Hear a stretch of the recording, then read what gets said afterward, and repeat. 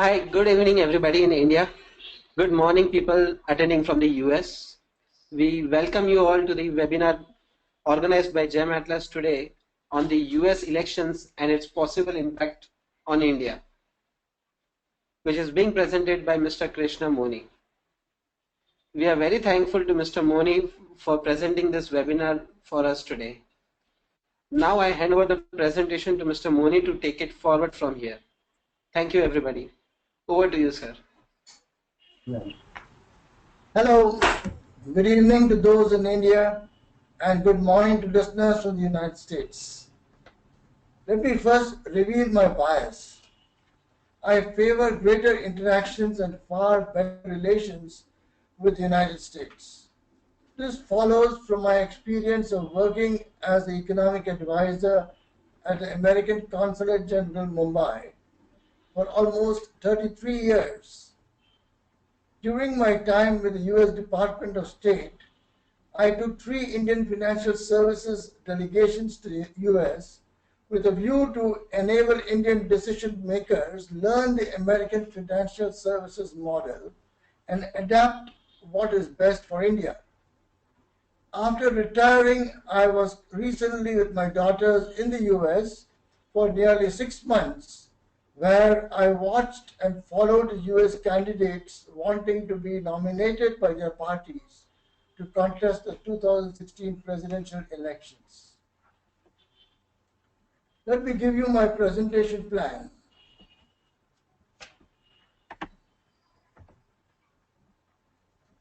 Following is how I plan to proceed with my presentation. I have tweaked it a little bit from what you received.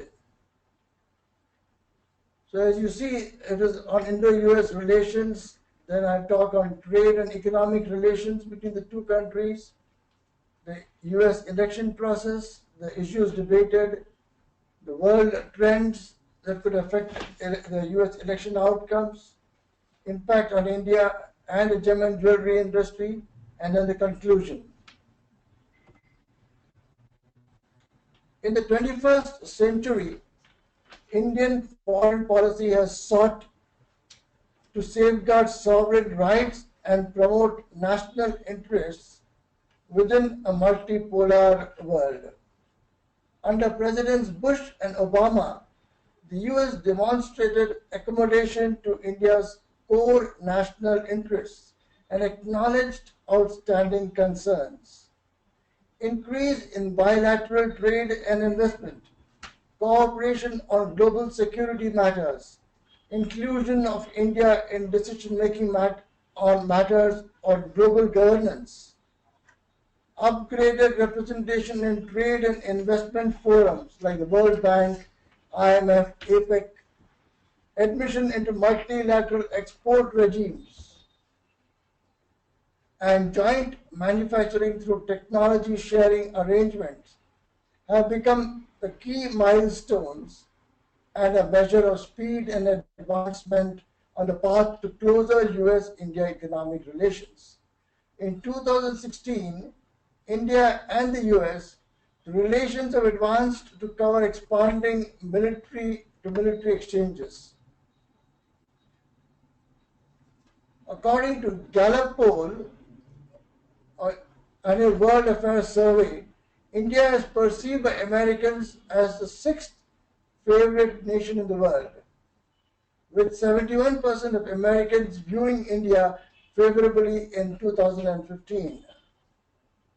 At present, India and the US share an extensive and expanding cultural, strategic, military, and economic relationship, which may be described as confidence building to overcome the legacy of trust deficit brought about by adversarial US foreign policy and multiple instances of technology denial in the past. Key recent developments include the faster growth of India's economy, closer ties between the Indian and American industries, especially in the information and communications technology, the ICT, engineering and medical sectors, an informal entente or alliance to manage an increasingly assertive China, robust cooperation on counter-terrorism, the deterioration of US in Pakistan relations, easing of export controls over dual-use goods and technologies, and reversal of long-standing American opposition to India's strategic program. Income creation in the US by Indians has outpaced every other ethnic group according to US Census data. Growing financial and political clout of the affluent Indian diaspora is noteworthy. Indian American households are the most prosperous in the United States, with median revenue of over $100,000, followed by Chinese Americans at $65,000. The average household revenue in the US is only $50,000. The rising political significance of non-white Americans has changed the traditional dynamics of electoral politics in the US. Influential Asian, African, and Hispanic voices have been nominated to senior government and corporate offices, resulting in reordering of ideas, priorities, and strategies. The growth in trade and economic relations. India is currently a $1.9 trillion economy and is the world's third largest after the US and China in terms of purchasing power parity. This has been possible due to the robust growth of 7.5% over the last decade. With the second largest consumer base globally, the country has taken center stage amongst its BRICS peers. The nation's strong services sector, consumption growth, demographics, engineering and technological prowess has earned it a special position among its global counterparts. A PricewaterhouseCoopers report on the future of India, the winning leap, states that improvement in India's economy and human development metrics can catapult it to becoming a $4.9 trillion economy by 2025 and eventually a $10 trillion economy by 2034, growing at about 9% compounded annual growth rate. This will be accompanied by a growth in gross domestic product per capita from its current level of $1,490 to $6,800 by 2034. Indo-US trade in goods and services has crossed the $100 billion mark and currently stands at above $103 billion. Services trade between India and the US has grown by 930% since 2002 and was estimated at around $34 billion in the year 2013-14, while merchandise trade grew at approximately 450% in the same period. India's contribution to the US trade. As you can see in the figure, the table over here, India's contribution to US trade improved during 2000 to 2014. India's imports contribution to the US doubled from 0.88% to 1.8%, while its rank as an import partner shot up from 22 to 10 during the same period. Similarly, US exports to India increased threefold during this time, and India's rank as a partner improved from 32 to 18. These changes were led by the macroeconomic growth in India, fueled by a growing middle class and increasing per capita and disposable incomes. The shift in basket of traded goods, gems tops India's export to the US. More significant for your industry is the transformation that has occurred in the basket of goods exported from India to the US. That basket has shifted since 2000, when textiles and precious stones were each 30% of the total export pie, but today, share of textiles has decreased significantly. Precious stones are still the largest category and are almost double the value of textiles. Pharmaceuticals saw only a 1% share of exports in 2000, but now they account for 9%, primarily because of the boom in the Indian pharmaceutical industry. Iron and steel exports, on the other hand, have decreased significantly from 9% in 2000. Gems, precious metals, and coins at $9.5 billion topped the list of major exports from India to the US in 2015. The top 10 export items from India to the US are what you see at the table over here. The gems and precious metals right on top.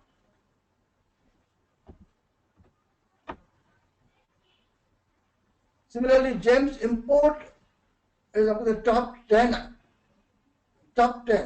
in the basket of goods that India imported from the US. The share of precious stones has risen from 6% in 2000 to 16% in 2014. American exports to India amounted to $20.5 billion, or 5.2% of India's overall imports in 2015. The 10 major commodities exported from the US to India were top of the list again: gems, precious metals, and coins. Now let me come to the US election process. Every 4 years, on the first Tuesday following the first Monday of November, each state holds an election in which citizens vote for a ticket that includes the president and vice president. This year, the date falls on November 8, 2016. Also, the voters will choose candidates for 34 Senate seats and 435-member House of Representatives. The voters actually vote for electors for their state. These electors then vote for the president and vice president that the voter has chosen. A simple majority of 538 electors, which is 270 votes, is needed to win. Finally, the Monday following the second Wednesday of December 19, 2016, the electors cast their votes for the president and vice president.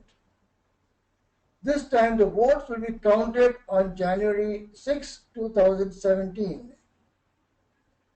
On Friday, January 20th, 2017, the vice president and then the president will be sworn in, and their term will officially begin at 12 noon. The campaigning. The campaigning for the elections began a year early in January 2015.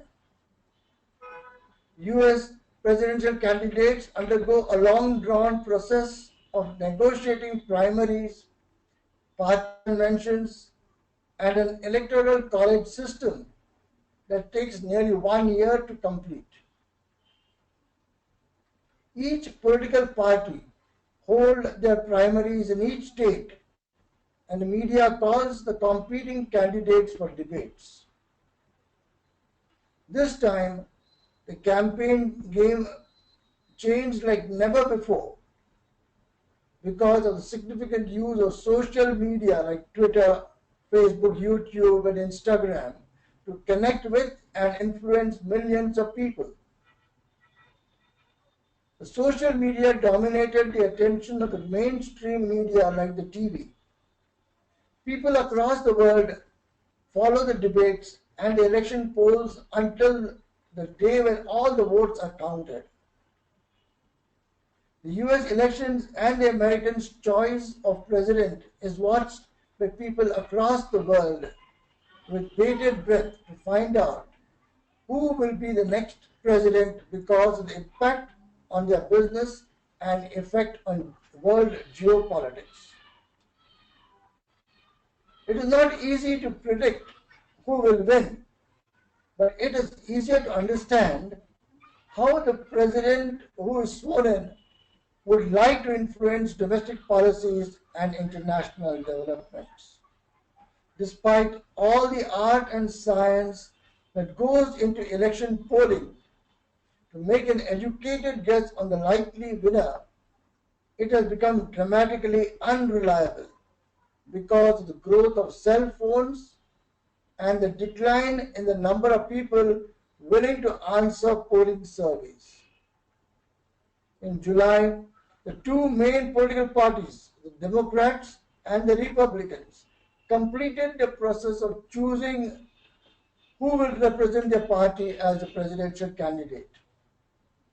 Former Secretary of State Mrs. Hillary Clinton was nominated from the Democratic Party, defeating Bernie Sanders, while Donald Trump won the Republican Party nomination against great odds, competing with several candidates.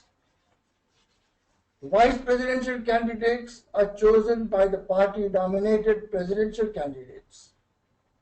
Clinton has chosen former Governor Tim Kaine of Virginia, and Trump has Governor Mike Pence of Indiana as his running mate. The issues debated. During this period of 1 year, thanks to the open process of TV debates and the social media, a large number of issues have been debated. Of all the issues, what stands out clearly bothering the American voters is the economy that includes unemployment and terrorism, according to a Pew Research Center. America's most important problem. As you can see here, although the economy has recovered since 2008 financial crisis and failure of big financial institutions, the ordinary citizens are concerned about minimum wages and jobless growth that affect their employment. Other issues that rank high on the voters' 2016 importance list include foreign policy, 75%, healthcare, 74%, gun policy, 72%, and immigration, 70%, in that order. That is how the survey, those who took part in the survey voted. Among Trump supporters, 90% call the economy very important to their vote, and 89% say the same about the issue of terrorism. Other issues given high priority by Trump supporters include immigration, 79%, and foreign policy, 79%. Large majorities of Clinton supporters also see the economy, 80%, and terrorism, 74%, as very important issues to their vote. Another top issue for Clinton supporters is how racial and ethnic minorities are treated. 79% of Clinton supporters say this is very important to their vote, compared with just 42% of Trump backers who say the same. Clinton backers are somewhat less likely than Trump supporters to say immigration will be very important to their decision. 65% versus 79% in the case of Clinton. Comparable shares of Clinton, 74%, and Trump, 71%, supporters say the issue of gun policy will be important to their vote. Which candidate would do the better job handling economic issues?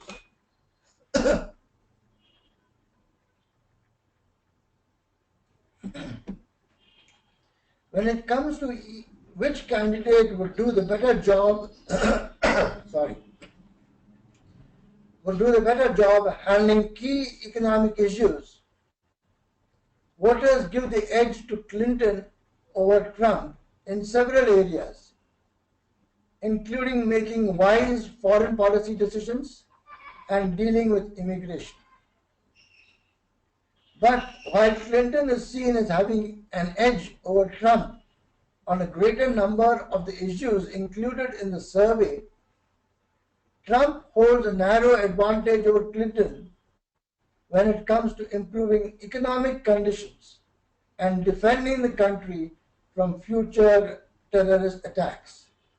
Two issues voters placed near the top of their importance list. Voters overwhelming say Clinton would do a better job dealing with race relations than Trump, 66% versus 26%. Clinton also holds a wide advantage over Trump when it comes to the candidate who could better reflect voters' views on abortion and deal with health care. By almost 20 points, more voters say Clinton would be better at making wise foreign policy decisions than Trump, 54% versus 36% for Trump. On the issue of immigration, an area where Trump has made a series of controversial comments, 51% of voters say Clinton would do the better job, compared with fewer, 42%, who say Trump would do better. On trade policy, an issue that featured prominently in both parties' primary campaigns, neither candidate enjoys a significant advantage. 48% of voters say Clinton would do better, making wise decisions on trade, compared with 46% who say Trump. Similarly, no candidate has a significant edge on gun policy, an issue that has received renewed attention in the wake of nightclub shooting in Orlando, Florida. 46% of voters prefer Clinton's approach on guns, while 45% prefer Trump's approach.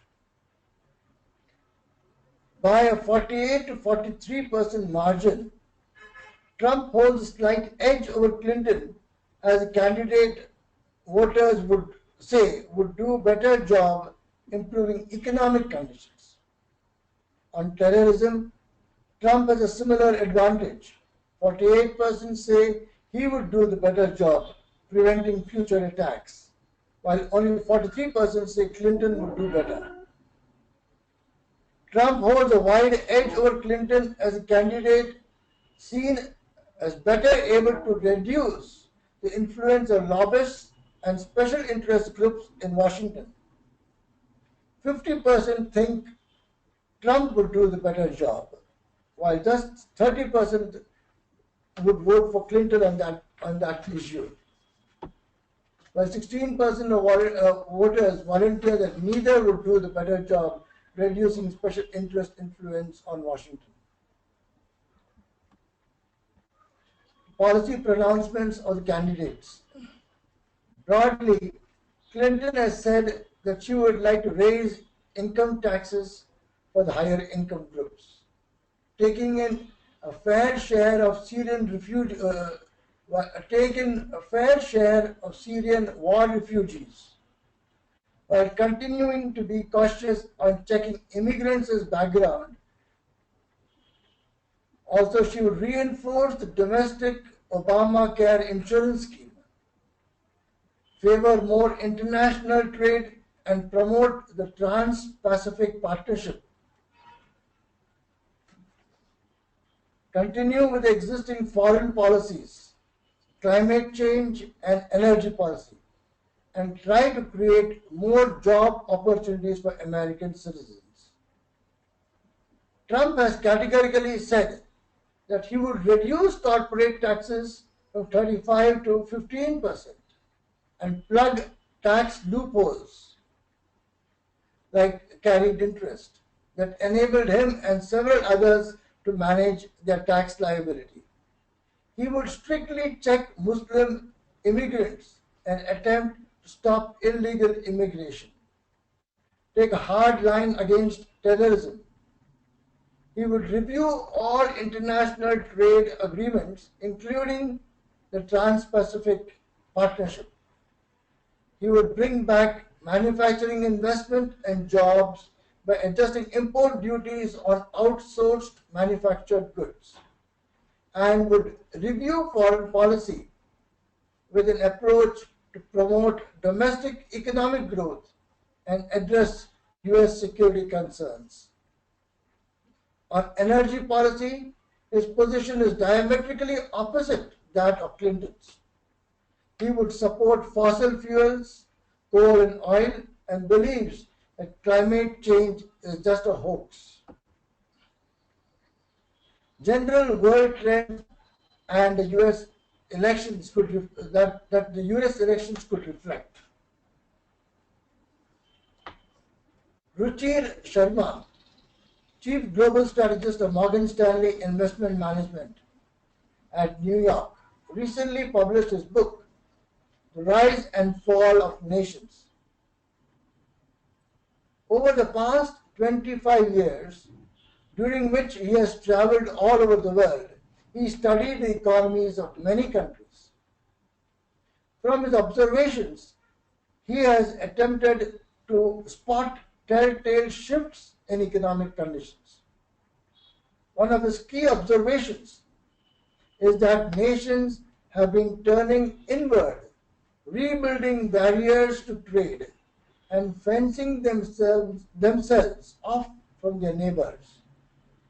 He noted that global trade has been growing more slowly than the global economy. International flows of capital have been declining, and consequently, economic growth has been receding. Further, there have been more frequent economic jolts, fueled partly by growing middle-class anger at rising income inequalities and aging regimes that have grown corrupt and complacent.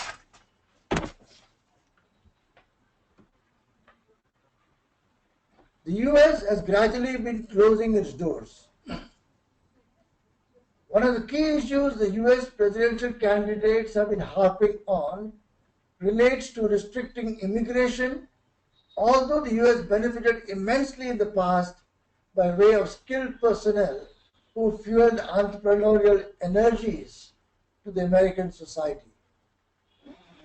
The US has been gradually closing its door to highly skilled foreigners, putting the country at a disadvantage in the talent wars. Despite this, the US remains a magnet for immigrants, resulting in a higher rate of growth in working population than most other developed countries, and hence enabling positive economic growth rates. The perception in the US, as in several European countries, is that immigrant population is much bigger than it really is.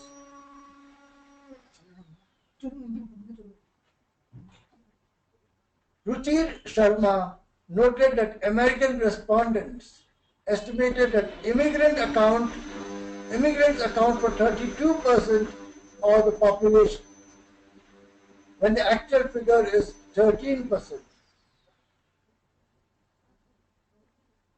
This Misperception reflects fear of outsiders and skews political debate toward limiting immigration. That is why they are attracted to Donald Trump, who promises to force Mexicans to pay for an impregnable wall on the border. This ignores the fact that falling population growth in the emerging world is reducing immigration to the developed world, even as job opportunities are tapering. Deglobalization trend. The tendency to limit immigration is further supported by the perception that locals are losing their jobs to more skilled immigrants. A real development that is affecting job opportunities is technological and market changes, such as in the oil production and exploration industry, the construction industry, and increased use of robotics in manufacturing. The continuation of outsourcing to take advantage of cheaper labor, although at a slower pace, is also affecting a perception that jobs are being exported to developing countries in Asia and Mexico. These factors are also making governments and politicians to rethink trade policies. The mood is towards deglobalization, which explains the developed countries' middle-class anger against foreigners perceived to be taking away their jobs. One of the factors that influenced Great Britain to vote for Brexit is the inclination to limit free trade. Trump constantly bashes Chinese exports to the United States. Protest against outsourcing of manufacturing. Trump's emphasis on American companies investing in building factories in Mexico, and the desire for governments to take their own economic decisions independent of international pressures or repercussions, such as monetary and trade policies. Nigel Farage, former leader of the UK Independence Party, who led the vote for Brexit, commented in an interview to Fareed Zakaria of CNN that Trump's rise is part of the phenomena sweeping the Western world, where people want a change, want to protect their sovereignty, and are worried about foreigners telling them what to do. These trends cloud the prospects for the US government's pursuit of the Trans-Pacific Partnership, the attempt of 12 nations to form a common market, although economists believe that the TPP could accelerate economic gains for the US. In the second half of 2015 worldwide, the growth of trade turned negative for the first time since global financial crisis. Angry cries against inequality of incomes and fear of foreign threats are pushing politicians towards populism rather than reform. The US presidential campaign was dominated by populists, led on the right by the real estate billionaire Donald Trump, and on the left by Bernie Sanders, who spoke aggressively against the billionaire class. Possible impact on India. India continues to emerge as one of the most important markets in the developing world and an important trading partner for the US.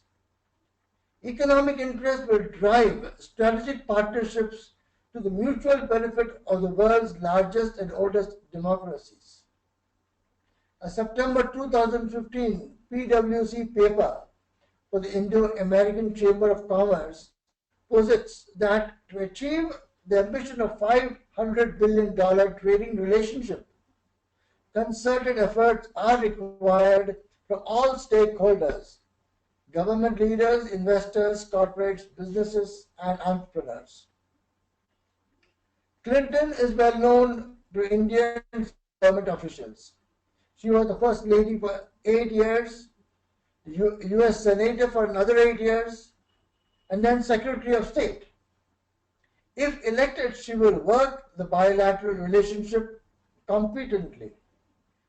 Being a diplomat, however, she will work within the existing goody-goody relationship, that is, more diplomatic promises rather than real action forward. In the case of Trump, most of what little that he has said about India and its neighbors suggests that he would lift the India-US relationship out of this rut.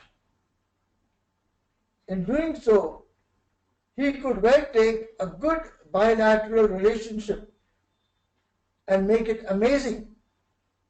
Recall, under the Democratic Party presidents, relationship was okay overall, with several small irritants.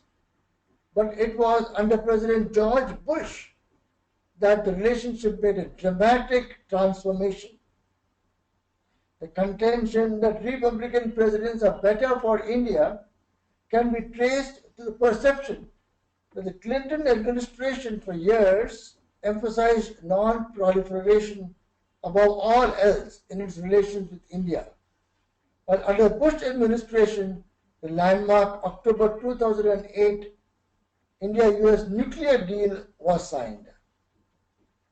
During Barack Obama's tenure as president, the relationship has definitely improved.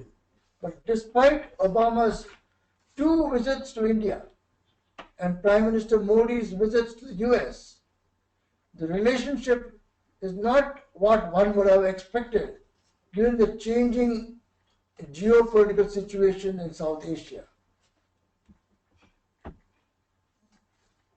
Trump against Chinese domination. It is the Republicans who are more worried about China and who wish to bring India on board as an ally. And Trump has been talking loudly about China. Trump is a shrewd businessman and he has won the Republican nomination despite opposition to the Republican Party's top brass.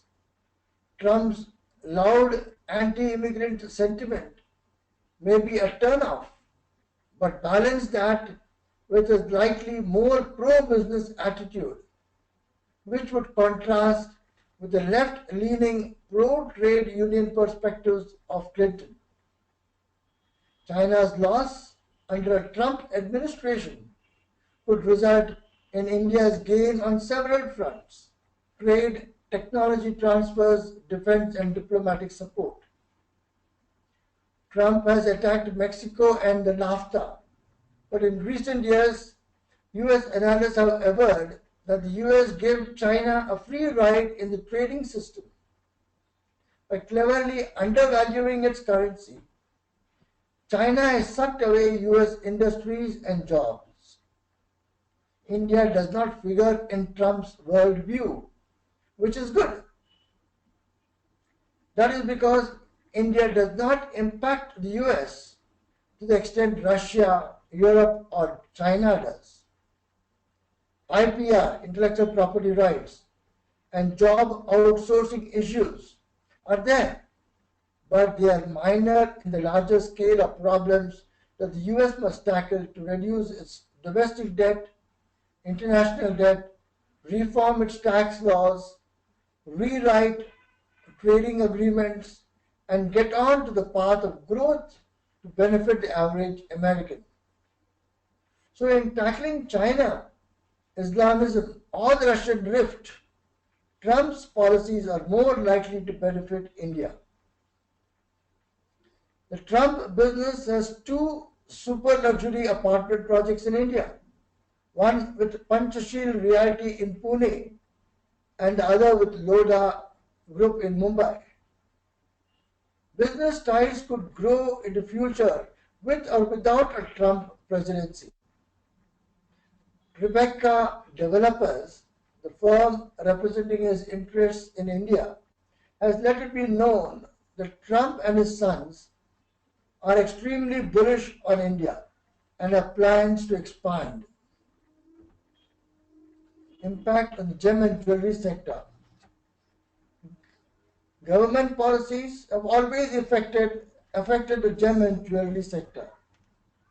As many of you are aware, the last 15 years have brought changes to the diamond industry that has affected every part of the pipeline, from mining to retailing. Despite dramatic changes, fine diamond jewelry remains an important element of modern fashion, with an ever-increasing array of choices for designers and consumers. Jewelry retailers saw new competition, first from auctions, which became a major sales outlet for the extreme top end of the market, and then from the internet, enabling consumers access to more gemological and market information. Gemologists and dealers at all levels were faced with new treatments and the commercial availability of jewelry quality synthetic diamonds. The political and structural changes in diamond distribution will likely cause continued realignments within the diamond manufacturing and trading centers, with resulting pressures on supplies and profits. Through all these changes, sales of diamond jewelry have continued to grow strongly worldwide, promising lucrative opportunities to dealers and retailers with the market knowledge and gemological know-how to take advantage of them. Caution on money laundering risk. International banks are being ordered to follow tougher credit standards to prevent money laundering risk that leads to terrorist financing, and also protect a repeat of the financial crisis that began in 2008. Moreover, the market has become more competitive because of technological changes in the production of diamonds and innovation in marketing of diamonds and jewelry. These trends would likely continue. There are no specific views of presidential candidates on this sector.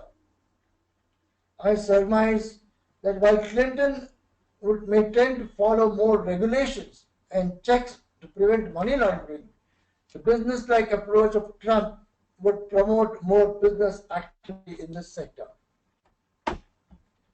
Conclusion. It is clear from a reading of how US-India relations have grown over the decade that the good relationship is ripe now to move to an enhanced level, whoever becomes the president. Along with deeper political relationship, business between the two countries will grow, more so with the Modi government making it easier for foreign companies to do business in India and undertaking reforms that will push India's growth rate. Americans in general are not happy with either of the candidates for the president. While they consider Trump as being too outspoken and often crazy, their trust in Clinton is badly shaken because of the way she handled her emails when she was Secretary of State. The Americans perceive Clinton as a career politician who would continue with existing foreign and trade policies, while Trump will bring in a fresh, radical outlook and is expected to follow more practical foreign and economic policies. I would tend to agree with the view that Trump wants to cash in on anti-Washington, anti-establishment sentiment. But as president, Trump would be a different fish. The choice really is between continuity represented by Clinton and change that Trump talks about.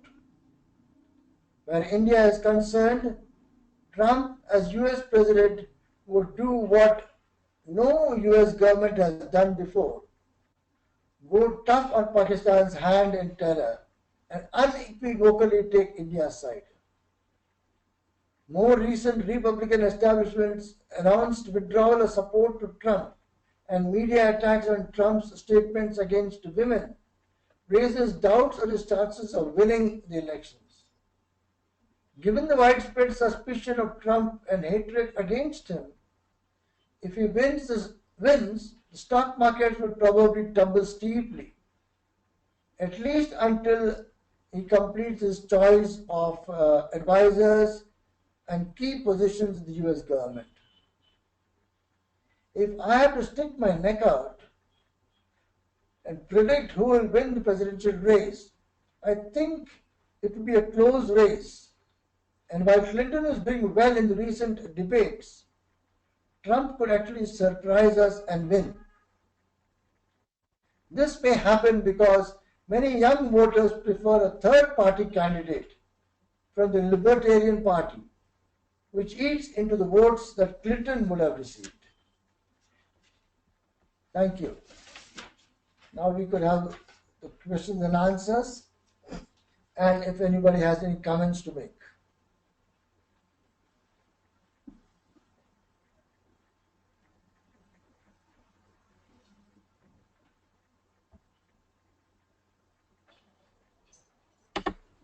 Thank you very much, sir, for this presentation.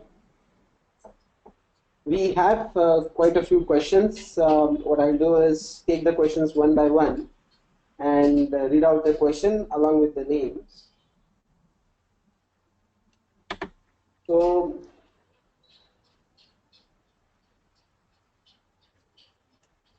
we have one question by Mr. Lalit, who says, what would be an impact on the IT industry as well as the gems and jewelry industry in India if either of the two is elected in the US elections?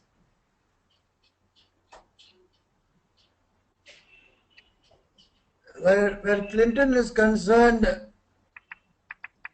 if he wins, the IT industry will continue as it is. But remember that India's IT sector is not doing enough innovations to be able to take a leap forward. So very much depends upon the India's IT sector in taking further innovations in order to go much far ahead. Because so far it has been growing very rapidly. But more recently it has been growing at only about 3 to 5%. So India's IT is more into the services side.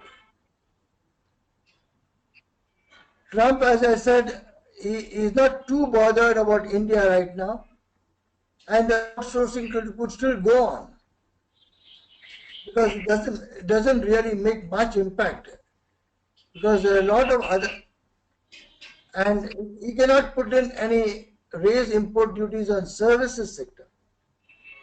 So being a practical businessman, there won't be much effect on the IT sector. On the gem and jewelry sector, India's exports could further rise,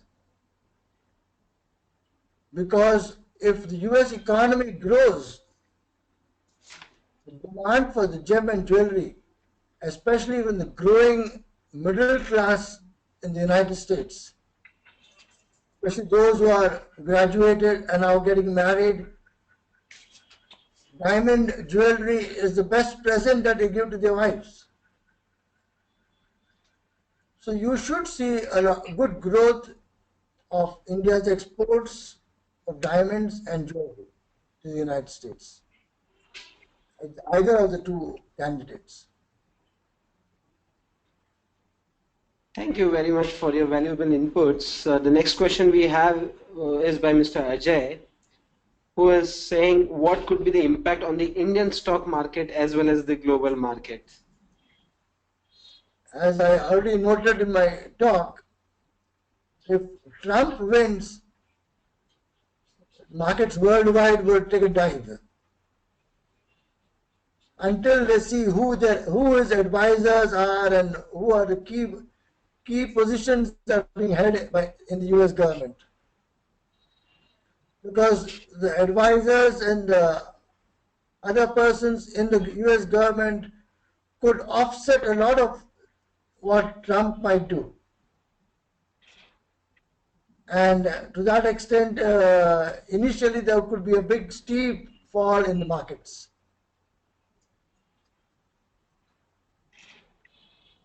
While Clinton, I don't think there will be any big jump, or markets will continue to be affected more by other factors. But Clinton might tend to look at interest rates and go back to raise interest rates, which could again adversely affect the markets.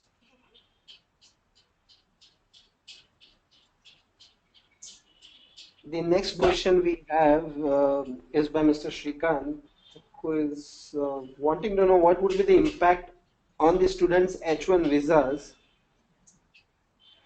cause of these elections.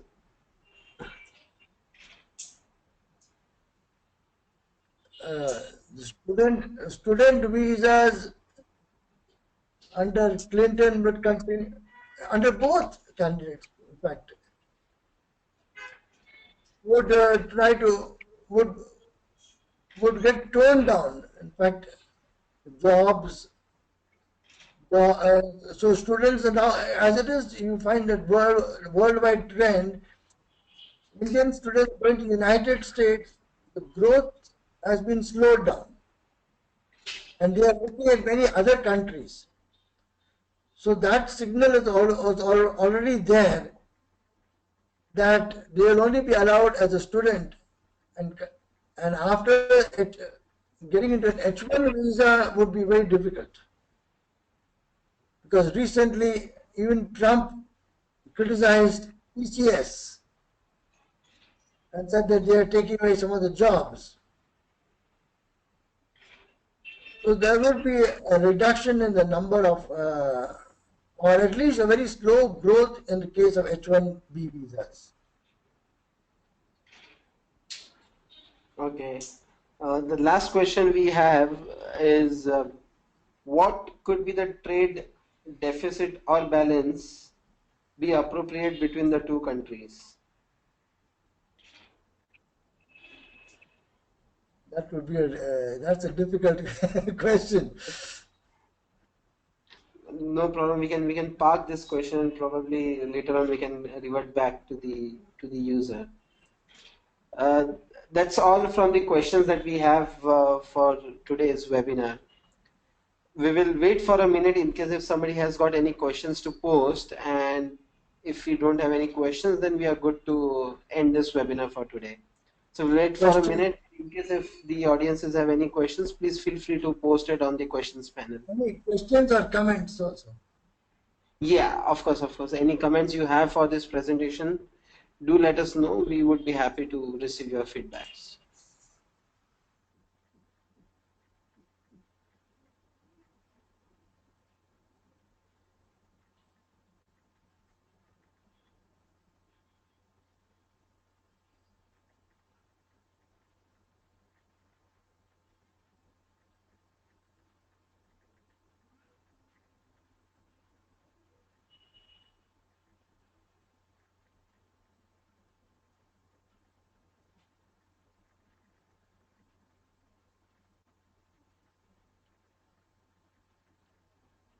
There are no more questions. Yeah, so there are